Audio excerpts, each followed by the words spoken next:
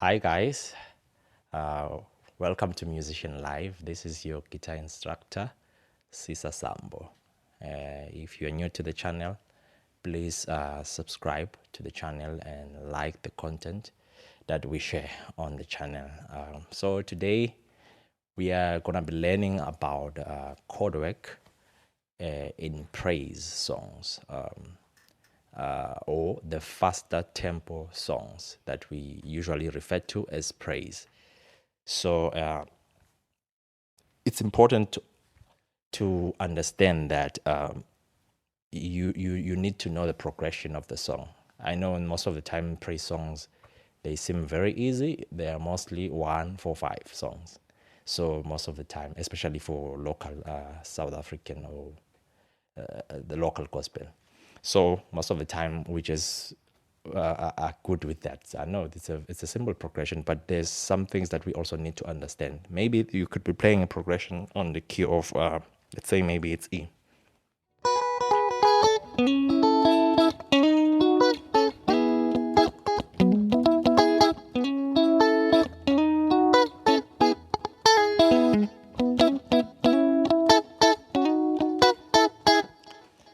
So I'm playing this just a simple progression on 4 5 1.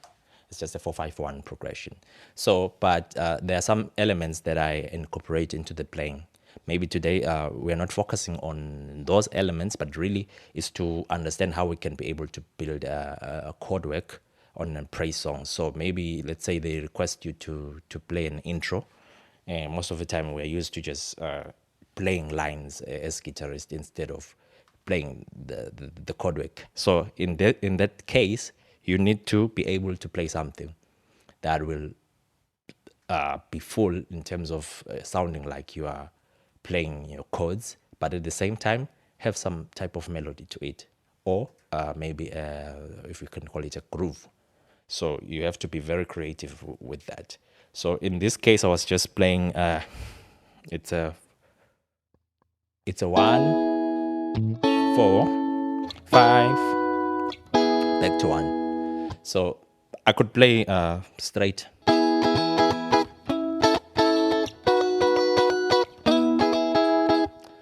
which it's not a problem, but then it doesn't sound interesting. It's just a simple progression that you're playing on 1 4 5 1. But then if you try and incorporate some elements into it, like maybe a melody, like what I just played there.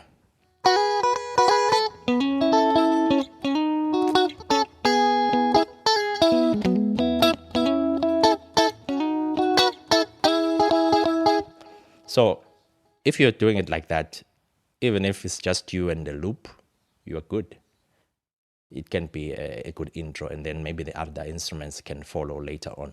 I think there's quite a few examples of that where the guitar would start an intro, and then they're just with the loop, or maybe they have a click in their ear, in ears, or whatever the case.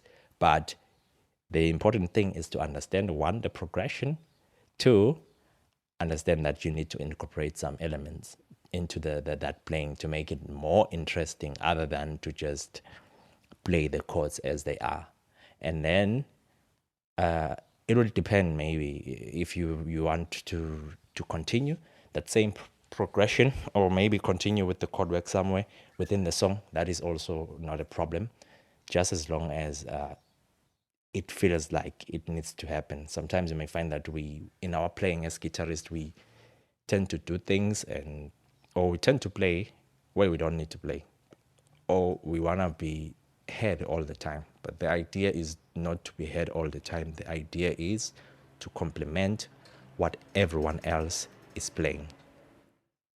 So to complement what everyone else is playing, and to fill those few spaces where there is a need, but not for us to be heard throughout the song. There is some other types of music that requires that maybe we keep on playing. Maybe let's say kwasa kwasa or sukos. There, maybe the rhythm guitar player has to play all the time. They have to play most of the time. And the lead guitarist is playing most of the time. Maybe during their solos, that's when they are able to come up a bit more louder or whatever the case, or maybe play something different from what they were playing all along, but they are playing all the time, most of the time. So it's a different case, but we are talking about gospel, local gospel.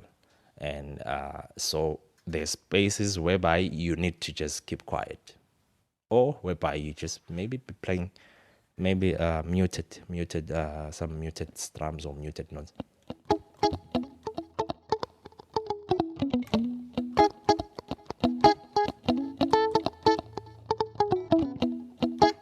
Let's say maybe that's something you play in the verse, or you could just be playing the chord work.